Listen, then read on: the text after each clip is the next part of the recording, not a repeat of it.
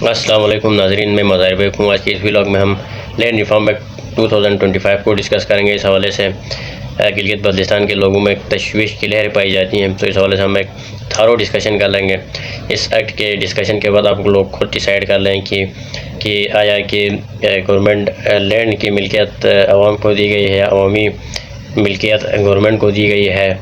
तो ये फ़ैसला आप लोग खुद कर लें। इस डिस्कशन के बाद हम आज के इस व्लॉग में जिन चीज़ों को क्लियर करेंगे उनमें से कॉमन लैंड की डिफिनेशन को देखेंगे, कॉमन पार्टिबल लैंड की डिफिनेशन को देखेंगे, कॉमन इम्पार्टिबल लैंड की डिफिनेशन को देखेंगे और फिर गवर्नमेंट लैंड की डिफिनेशन को देखेंगे। फिर उसके बाद जो कॉमन पार्टिबल लैंड है उसकी पार्टीशन होने के बाद उसकी मिल्कियत किसके पास रहेगी, आया कि वो मिल्कियत आवाम को दी जाएगी या डीसी के पास रहेगी या कलेक्टर जिसको हम कहते हैं उसके पास रहेगी। और अगर Gilgit Baltistan land opportunity board या डिस्ट्रिक्ट लैंड अपॉर्चुनिटी बोर्ड का कोई अफसर कोई भी फैसला करता है तो आया उसको कोर्ट ऑफ लॉ में चैलेंज कर सकते हैं या नहीं कर सकते हैं। और पार्टीशन लैंड में से 10% हिस्सा आवाम पब्लिक पर्पस के लिए क्या उन ज़मीनों को मुख्तस करना होगा या नहीं होगा, इस एक्ट में उसके हवाले से क्या कहा गया है। तो इस हवाले से एक थारो डिस्कशन इंशाल्लाह आज की इस वीडियो में करेंगे। तो सबसे पहले अगर हम देखें कि कॉमन लैंड की डिफिनेशन, कॉमन लैंड का मतलब उर्दू में अगर जो लोग नहीं समझ रहे उनके लिए कि मुश्तरका ज़मीन। इसी तरह कॉमन पार्टिबल लैंड का मतलब हो गया मुश्तरका काबिल तकसीम अराज़ी। कॉमन इम्पार्टिबल लैंड मुश्तरका नाकाबिल तकसीम अराज़ी। इनकी क्या तारीफ़ की गई है इस एक्ट में, उसको देखेंगे। तो सबसे पहले common partible land common land क्या है। कॉमन लैंड किसी भी सेटल डिस्ट्रिक्ट में, सेटल डिस्ट्रिक्ट उन डिस्ट्रिक्ट को कहा जाता है जिसके रेवेन्यू रिकॉर्ड्स जो लैंड रेवेन्यू एक्ट है उसके तहत कंप्लीटली पाए जाते हैं, उसको सेटल डिस्ट्रिक्ट कहा जाता है। और इसी तरह जिसके कंप्लीटली रिकॉर्ड ना हो उसको अनसेटल डिस्ट्रिक्ट कहा गया है। और हकदारान अराज़ी और हकदारान अराज़ी किसे कहते हैं वो भी आप समझ लें ताकि चीज़ों को आगे समझने के लिए आसान हो। हकदारान यानी हक होगा उनका अराज़ी में जो अराज़ी तकसीम की जा रही हैं उनमें जिन लोगों का हक होगा उसको हकदारान अराज़ी कहा गया है। और जिस इलाके या जिस मौज़े के लोगों का हक होगा उसको हकदार मौज़ा कहा गया है। जिस विलेज के लोगों में तकसीम होगा तो जो विलेज के लोग होंगे वो हकदारान अराज़ी कहलाए जाएंगे और जिस विलेज में तकसीम होगा वो हकदार मौज़ा कहा जाएगा। ये डिफिनेशन आप शुरू में समझ लें ताकि आगे आप लोगों के लिए इस एक्ट को समझने के लिए आसानी हो। तो कॉमन लैंड में सबसे पहले इन्होंने शामिल किया है किसी भी सेटल डिस्ट्रिक्ट में हकदारान अराज़ी। कॉमन लैंड ऑफ हकदारान अराज़ी इंक्लूड आप कौन कौन से देख लें। पास्चर, नालास। पास्चर आपकी चारागाह हैं, नालास और वो तमाम ज़मीनें जो लैंड रेवेन्यू रिकॉर्ड के तहत खाली से सरकार की हैं या जिसको खाली से सरकार की समझा जाता है या शामिलात दे, ये तमाम चीज़ें कॉमन लैंड में इंक्लूड हैं किसी भी सेटल डिस्ट्रिक्ट में। इसी तरह गैर मुमकिन बंजर या बंजर करीम रेवेन्यू रिकॉर्ड में अगर कोई ज़मीन है तो वो कॉमन लैंड में शामिल होगी। इसी तरह पास्चर और आपका फायरवुड का जो राइट है, फायरवुड का राइट जैसे आप लकड़ी वगैरह लाते हैं जलाने के लिए, अगर वो लैंड रेवेन्यू रिकॉर्ड से इस्टेब्लिश हैं या फिर आपके कस्टमरी इलाज से ये बात वेल इस्टेब्लिश है कि वहाँ पे आपका पास्चर का राइट है कि अपने जानवरों को आप वहाँ चरा सकते हो या फिर वहाँ से आप लकड़ी वगैरह जलाने के लिए ला सकते हो, चाहे वो लैंड रेवेन्यू रिकॉर्ड में हो या फिर आपके कस्टमरी इलाज में हो, तो वो ज़मीनें भी कॉमन लैंड में इंक्लूड हैं। अनसेटल डिस्ट्रिक्ट में अगर हम देखेंगे तो अनसेटल डिस्ट्रिक्ट की मैंने पहला डिफिनेशन की, वो डिस्ट्रिक्ट जिसकी कंप्लीट एक रिकॉर्ड रेवेन्यू रिकॉर्ड ना हो उसको अनसेटल डिस्ट्रिक्ट कहा जाता है। उसमें भी आपके पास्चर, नाला शामिलात थे और खाली से सरकार की ज़मीनें within the territory of the village पाई जाती हैं अकॉर्डिंग टू कस्टमरी लॉस, तो देन वो भी they are also included in common land. Thirdly जो अहम बात है कि कॉमन लैंड में दोनों इंक्लूड है, कॉमन पार्टिबल लैंड और common impartible land. Common partible land वो होगी जो काबिल तकसीम है और कॉमन इम्पार्टिबल लैंड वो है जो नाकाबिल तकसीम है। अब कॉमन इम्पार्टिबल लैंड की डिफिनेशन देखते हैं कि नाकाबिल तकसीम अराज़ी कौन सी हैं। ये जो ज़मीनें जिसका भी मैं नाम लेने जा रहा हूँ ये नाकाबिल तकसीम है, लेकिन इन कॉमन पार्टिबल और कॉमन इम्पार्टिबल की डिफिनेशन में बहुत ओवरलैप है। गवर्नमेंट ने अपने पास ये इख्तियार रखा है कि अगर वो चाहे तो किसी इम्पार्टिबल को पार्टिबल करार दें और पार्टिबल को इम्पार्टिबल करार दें। वो कैसे आगे देखते हैं। तो कॉमन इम्पार्टिबल लैंड में सबसे पहले वो ज़मीनें आएंगी जैसे फॉर एग्ज़ाम्पल नेचुरल फॉरेस्ट, आपके रिवर, आपके लेक, आपके कॉमन वेल मतलब वो कुएँ जो मुश्तरका हैं और उनके लिए जो मुश्तरका रास्ता है वो कौन डिटरमाइन करेगा? Determine by district apportionment board. District apportionment board determine करेगा अगर किसी को ये नेचुरल फॉरेस्ट है, रिवर है, लेक हैं, अच्छा नालाज हैं, ग्लेशियर हैं और कॉमन वेल हैं, तो वो तकसीम नहीं होंगे। अब डिस्ट्रिक्ट अपॉर्चुनेट बोर्ड की कंपोजिशन क्या है वो भी हम आगे जाके देख लेंगे। सेकेंडली माउंटेन और हाई एल्टीट्यूड जो पाचर हैं वो भी नाकाबिल तकसीम अराजी में उन्होंने शामिल किया है। इसी तरह रोड्स हो गया, आपके ग्रेवयार्ड जिसको कब्रिस्तान कहा जाता है, आपके वर्शिप प्लेसेस, हेरिटेज प्लेसेस, और ये भी नाकाबिल तकसीम अराजी में शामिल की गई हैं। एंड वो तमाम ज़मीनें जो कॉमन यूज़ के लिए है स्पेसिफाइड किए गए हैं वो भी नाकाबिल तकसीम अराजी में शामिल किए गए। इसी तरह areas identified for the collective benefit of the people in partible common land, यानी जो मैं आपको ऊपर बात कर रहा था कि गवर्नमेंट ने अपने पास इख्तियार रखा है कि अगर वो किसी पार्टिबल लैंड को इम्पार्टिबल करार दें तो वो दे सकती है, या इम्पार्टिबल को पार्टिबल। तो कोई भी ऐसी पार्टिबल लैंड जिसके एक कलेक्टिव बेनिफिट हो तो वो भी इम्पार्टिबल में शामिल हो गई। इसी तरह के विलेज के पार्टिबल आपके लैंड जिसकी भी एक कलेक्टिव बेनिफिट हो और जिसको Gilgit Baltistan land apportionment board consultation के साथ डिस्ट्रिक्ट लैंड अपॉर्चुनेट बोर्ड और district land apportionment board village committee की कंसल्टेशन के साथ ये डिजिग्नेट कर दें कि ये जो विलेज की पार्टिबल लैंड है वो इन्वायरमेंटल, अगर उसकी पार्टीशन से एक इन्वायरमेंटल डिज़ास्टर होगा तो वो भी नाकाबिल तकसीम अराजी में शामिल होगी। तो अब नीचे तकसीम करने को रहे किया जाता है, हमने सारी चीज़ों को नाकाबिल तकसीम अराजी में शामिल किया। अगर आगे अब हम देखेंगे कि काबिल तकसीम अराजी कौन सी हैं, कि उसमें कहा गया है कि वो तमाम ज़मीनें जो खालसे सरकार की हैं वो काबिल तकसीम अराजी। अब खालसे सरकार में अंदरून अराजी भी है, बैरून अराजी भी है। इस एक्ट में उस हवाले से कोई एक्सप्लिसिट डिफिनेशन नहीं बताई गई कि अंदरून अराजी की बात कर रहे हैं, बैरून अराजी। अब बैरून अराजी तो वैसे भी नाकाबिल तकसीम में ये जो आपके बाचार वगैरह हो गया, आपके जंगलात वगैरह हो गए, वैसे भी नाकाबिल तकसीम में ही शामिल हैं। तो सबसे पहले खाली सरकार की ज़मीन तकसीम होगी। सेकेंडली कस्टमरी लॉज के अकॉर्डिंग या फिर लैंड रिकॉर्ड्स के अकॉर्डिंग अगर वो खाली से सरकार है तो तकसीम होगी। सेकेंडली कोई भी लैंड, कोई भी थंग, कोई भी दास जो अनडेवलप्ड हो और जिसको गवर्नमेंट ऑन नहीं करती हो, कोई भी ऐसा दास जिसको गवर्नमेंट ऑन नहीं करती हो और वो अनडेवलप्ड भी हो तो वो भी तकसीम होगा। अब ये तकसीम किस तरह होगा, तकसीम के लिए प्लान कौन बनाएगा और तकसीम करने के बाद इसकी मिल्कियत किसके पास रहेगी, इसकी मिल्कियत आवाम को दी जाएगी या इसकी मिल्कियत कलेक्टर साहब के पास रहेगी। इस हवाले से भी हम आगे प्रोविजंस हैं वो देख लेंगे। तो ये अहम बात होगी कि काबिल तकसीम अराजी में कौन से शामिल हो गए, लैंड, आपके थंग, आपका दास जिसको गवर्नमेंट ऑन नहीं करता हो, कोई ऐसा दास है या कोई ऐसा थंग है जिसको गवर्नमेंट ऑन करती है तो वो तकसीम नहीं होगा। वो दास और वो थंग तकसीम होंगे जिसको गवर्नमेंट ऑन नहीं करती है।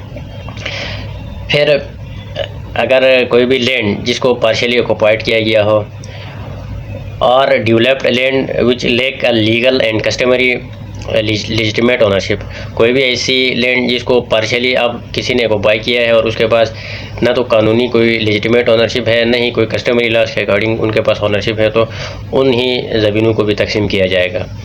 सेकेंडली आपके जो कल्चरल वेस्ट लैंड है उसको तकसीम किया जाएगा। Common impartible land which has been identified by Gilgit Baltistan land apportionment board, कोई भी इम्पार्टिबल कॉमन लैंड जिसको गिलगित बल्तिस्तान अपॉर्चुनेट बोर्ड ने with consultation to district land apportionment board and village verification committee, तो उसको भी पार्टिबल लैंड में शामिल किया गया। जैसे हमने ऊपर बताया था कि कॉमन गवर्नमेंट ने अपने पास ये इख्तियार रखा है कि वो कॉमन पार्टिबल लैंड को इम्पार्टिबल और इम्पार्टिबल को पार्टिबल में शामिल करें। तो यहाँ पे इम्पार्टिबल में अपने पास ये इख्तियार रखा है कि पार्टिबल को यहाँ पे शामिल कर लें, जैसे ऊपर रखा था। इसी तरह एफ, ये बहुत इंपॉर्टेंट है, यहाँ पे फिर कहा कि लैंड, पाचर, नाला और शामिलात दई situated within the territory of village according to customary law, इसको तो हमने ऊपर नाकाबिल तकसीम अराजी में शामिल किया गया था एक्सप्रेसली, यहाँ पे कह रहे हैं कि वो भी काबिल तकसीम है। तो बहुत अवल्य पाई जा रही हैं। तफसील से एक डिफिनेशन की है और उस डिफिनेशन में पार्टिबल और इम्पार्टिबल में बहुत अवल्य पाया जाता है अनसर्टेनिटी इस हवाले से। और हमेशा अनसर्टेनिटी का फ़ायदा किसको होता है, हम बेहतर जानते हैं। अनसर्टेन चीज़ों का फ़ायदा हमेशा गवर्नमेंट को होता है। अब गवर्नमेंट लैंड कौन सी है? गवर्नमेंट लैंड इस एक्ट के तहत वो तमाम ज़मीनें जो गवर्नमेंट को एलोकेट की हैं वो गवर्नमेंट लैंड है। वो तमाम ज़मीनें जिस गवर्नमेंट ने एक्वायर की हैं वो हैं। वो तमाम ज़मीनें गवर्नमेंट ने परचेज़ की वो है। और वो तमाम ज़मीनें जिसकी पोजीशन गवर्नमेंट के पास है वो भी गवर्नमेंट लैंड है। अब कौन कौन से ज़मीनें हैं जिसकी पोजीशन गवर्नमेंट के पास है? वो सारी गवर्नमेंट लैंड है इस एक्ट के तहत। अब आ जाते हैं Gilgit Baltistan land apportionment board की कंपोजिशन पे। इसमें कौन कौन शामिल है? क्योंकि डिस्ट्रिक्ट लैंड अपॉर्चुनेट बोर्ड को गाइडलाइंस और रूल्स इन्होंने ही बनाने हैं। तो इनमें कौन कौन से कंपोजिशन है, कौन से लोग हैं? तो सबसे पहले आपका CM साहब हैं जो कि चेयरमैन होगा। उसके बाद मेंबर ऑफ कौमी असम्बली जिसको स्पीकर नॉमिनेट करेगा। अब यहाँ पे मेंबर्स ऑफ नेशनल असेंबली का वर्ड हुआ है। 1 होंगे, 2 होंगे, 3 होंगे। मेंबर्स का है तो जाहिर बात है 1 से ज़्यादा होंगे। कितने होंगे फिक्स नहीं है, मेंबर्स है, मेंबर नहीं है। इसी तरह सेक्रेटरी प्लानिंग एंड डेवलपमेंट होगा। मिनिस्टर ने सेक्रेटरी जो प्लानिंग एंड डेवलपमेंट का जो सेक्रेटरी साहब हैं वो होंगे। इसी के बाद एक सीनियर आपके बोर्ड रेवेन्यू बोर्ड का एक सीनियर मेंबर होगा। इस तरह जो कंसर्न डिवीज़न है उसका कमिश्नर साहब होंगे। और कोई भी ऐसे मेंबर जिसको चेयरमैन साहब अपॉइंट करेंगे वो होंगे। तो अब चेयरमैन साहब कितनों को करेंगे, किसको कर सकते हैं, इस हवाले से भी एक खामोश है। अब जिसको चेयरमैन साहब अपॉइंट करेंगे, जिनको अपॉइंट करेंगे, यहाँ पे भी मेंबर्स का वर्ड यूज़ हुआ है। तो कितने मेंबर्स को चेयरमैन अपॉइंट कर सकते हैं उस हवाले से फिर एक खामोश है। फिर डिस्ट्रिक्ट लैंड अपॉर्चुनेट बोर्ड पे आ जाते हैं। डिस्ट्रिक्ट लैंड अपॉर्चुनेट बोर्ड का चेयरमैन ये बहुत इंपॉर्टेंट है क्योंकि आपकी जो डिस्ट्रिक्ट में ज़मीनें पार्टिबल हैं, इम्पार्टिबल हैं, उसकी डिटर्मिनेशन ये बोर्ड करेगा एक तरह से। फिर अब उस बोर्ड का चेयरमैन कौन होगा? उस बोर्ड का चेयरमैन आपका कलेक्टर साहब होगा, यानी आपका DC होगा। उसमें फिर एक member representative authorise by the concern member of assembly, उस इलाके के जो मेंबर है, असेंबली का मेंबर है, वो जिसको भी अपना रिप्रेजेंटेटिव एथोराइज करेगा वो उसका मेंबर होगा। फिर elected head of government local government का अगर कोई इलेक्टेड हेड है तो अगर है तो है, इफ़ एप्लीकेबल। अगर वो इलेक्टेड हेड नहीं हो तो वो शामिल नहीं होगा। इसी तरह असिस्टेंट कलेक्टर या AC मेंबर होगा। और ADC यानी असिस्टेंट कमिश्नर इम्प्लीमेंटेशन इसके हिस्से होंगे। और कोई भी ऐसा मेंबर जिसको चेयरमैन साहब अपॉइंट करे वो भी इसका मेंबर होगा। ये एक कंपोजिशन हुई GBLAB और DLAB की। अब हम आ जाते हैं कि विलेज वेरिफिकेशन कमेटी में कौन कौन लोग होंगे, विलेज वेरिफिकेशन कमेटी कैसे डिसाइड होगी। तो विलेज वेरिफिकेशन कमेटी में सबसे पहले तहसीलदार होंगे या नायब तहसीलदार होगा, उस मौजे का नंबरदार होगा और कोई भी 10 बंदे जिसको कलेक्टर नोटिफाई करेंगे विलेज वेरिफिकेशन कमेटी के रिकमेंडेशन से। यह बात है, अभी विलेज वेरिफिकेशन कमेटी बनी ही नहीं है। विलेज वेरिफिकेशन कमेटी हम बना रहे हैं इनिशियली, तो विलेज वेरिफिकेशन कमेटी खुद को कैसे रिकमेंडेशन दे सकती हैं? तो इनडायरेक्टली जिन 10 बंदों को आपका कलेक्टर साहब नोटिफाई करेंगे वो विलेज वेरिफिकेशन कमेटी में शामिल होंगे, क्योंकि उन्होंने लिखा है कि notable member notified by the collector on the recommendation of village verification committee. Village verification committee तो अभी बन रही है, बनी ही नहीं, तो वो एक कमेटी जो भी बनी ही नहीं है तो वो रिकमेंडेशन कैसे दे सकते हैं? तो इसलिए जो भी कलेक्टर साहब जिन 10 लोगों को विलेज से नोटिफाई करेंगे वहीं विलेज वेरिफिकेशन कमेटी के मेंबर होंगे, आगे जाके बहुत अहम रोल अदा करेंगे। अब तो ये कुछ डिफिनेशन हो गई इस एक्ट के तहत। आगे पूरा एक प्रोसीजर बताया गया है कि जो हकदारान अराजी हैं उसका डिटर्मिनेशन कैसे किया जाएगा, कितने मुद्दत में किया जाएगा। इसी तरह हकदारान मौज़ा है उसका डिटर्मिनेशन कैसे किया जाएगा, कितनी मुद्दत में किया जाएगा। वो एक लंबा प्रोसेस है, तो उसको मैं स्किप कर रहा हूँ यहाँ पे, कुछ उस पर हम बाद में डिस्कशन कर लेंगे क्योंकि वो एक प्रोसीजरल इशू है, उस पर उसको समझना इतना ज़रूरी भी नहीं है। उसमें आवाम को बेसिकली उलझाया गया है कि अगर आप कलेक्टर साहब की डिसीजन साहब एग्री नहीं करते ऊपर जाके अपील करें, इतने दिनों में करें, फलान दिनों में करें, तो एक प्रोसीजरल चीज़ें हैं। उन सब चीज़ों को भी अगर हम मान के आगे चले जाएँ कि हकदारान अराजी का भी डिटर्मिनेशन होगा, हकदारान मौज़ा का भी डिटर्मिनेशन होगा, तो फिर जाके एक आपकी लैंड की तकसीम के लिए जो अपोर्शनेट के लिए एक डिस्ट्रिक्ट जो है आपका अपोर्शनेट बोर्ड है आपका, वो आगे प्लान भेज देगा Gilgit Baltistan land opportunity board को। वो फिर पता उसमें भी एक खामोश है कि कितने दिनों बाद वो रिकमेंडेशन है जो प्लान है उस पर अमल दरामद किया जाएगा। वो सब भी अगर मान लें वो भी हो जाए। इसके बाद सबसे इंटरेस्टिंग चीज़ यहाँ पे ओनरशिप के हवाले से सेक्शन 12 आप देखेंगे इस साइड का, तो जो लैंड तकसीम होगी, तकसीम होने के बाद पार्टिकुलर लैंड की तकसीम के बाद एक कलेक्टर साहब आपको एक सनत मिल्कियत देगा कि ये ज़मीन आपकी हुई कि एक ओनरशिप मिल्कियत मिलेगी। अब वो मिल्कियत जो आपको सनत मिल्कियत मिल रही है वो विद कंडीशन के साथ मिली, शराइत के साथ मिलेगी। अगर अब ये शराइत कौन सा है इस एक्ट में बयान नहीं किए गए हैं, शराइत बाद में शायद बनाए जाएँ। एक शराइत के साथ आपको मालिक बना दिया जाएगा, और जिस दिन कलेक्टर साहब को लगे कि आपने इन शराइत पर अमल दरामद नहीं किया है तो कलेक्टर साहब आपकी ओनरशिप को कैंसिल भी कर सकते हैं। अब ये कैसी ओनरशिप है जो सब्जेक्ट टू द कलेक्टर है, वो जब चाहे ओनरशिप दे दें, जब चाहे ओनरशिप ले लें। भाई आप ओनर हैं तो हो ना, कंप्लीट ओनर हो।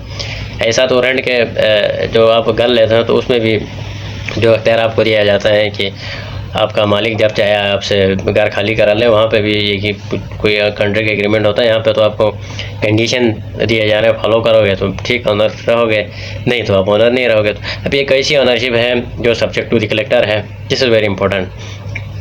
और 17 अगर इसका सेक्शन देखें तो वो इंतहाई ही अहम है कि आप अगर किसी भी ऑफिसर के फैसले से राज़ी नहीं हैं तो उसको कोर्ट ऑफ लॉ में चैलेंज ही नहीं कर सकते। तो उसको एक इंडेमनिटी सेक्शन 17 के तहत दी गई कि किसी भी एथोराइज अफसर की डिसीजन को जिसने बोनाफाइड अंदाज में किया हो। अब जाहिर बात है, अब गवर्नमेंट ऑफिसर तो हर चीज़ ही बोनाफाइड वे में ही कर लेते हैं। तो बोनाफाइड वे में अगर या बोनाफाइडली अगर उसने कोई डिसीजन किया है किसी गवर्नमेंट ऑफिसर ने, तो आप उसको किसी कोर्ट ऑफ लॉ में ले जा ही नहीं सकते। सिंपली आपने सिविल कोर्ट में जाने से बाहर किया लोगों को। अगर आप Gilgit Baltistan land apportionment board के किसी मेंबर के फैसले से, डिस्ट्रिक्ट अपॉर्चुनेट बोर्ड के किसी फैसले से राजी नहीं है, तो आप उस लैंड में तो उस लाइन में तो जाके आप कुछ अपील कर सकते हैं कि उन कलेक्टर की अपील आपके कमिश्नर के पास होगी, कमिश्नर की फलान के पास होगी। वो एक प्रोसीजर है, लेकिन आप कोर्ट के पास नहीं आ सकते हैं। आप सिविल अदालतों में आने से बाहर किए, ये सबसे बड़ा जुल्म इस एक्ट के तहत लोगों के साथ किया गया है। इसी तरह आप इस एक्ट के सेक्शन 21 को देखेंगे, जो लास्ट सेक्शन है उसमें कहा गया है कि आपके जो पार्टिकुलर लैंड्स हैं जो तकसीम हुई हैं उनके 10% ज़मीनें आप पब्लिक पर्पस के लिए रिज़र्व रखोगे। और फिर जो आपके गिलगित बल्तिस्तान नो-तोड़ रूल है उसको रिपीट किया गया है, यकीनन बहुत अच्छी बात है। लेकिन इस एक्ट में ये इस हवाले से खामोशी पाई जाती है कि नो-तोड़ रूल के तहत जितने भी जाली आपके इंतकालात हुए थे, क्या आपने उन इंतकालात का क्या होगा, क्या वो इंतकालात जायज़ करार दिए जाएंगे। तो इस हवाले से भी एक बिल्कुल खामोश है कि इस तरह से तो लग तो यही रहा है कि नो-तोड़ रूल के तहत जितने भी जाली इंतकालात किए गए हैं वो तो एक तरह से उन पर मोहर लग जाएगा। ये एक सिंपल सा ओवरव्यू था आज के इस एक्ट का।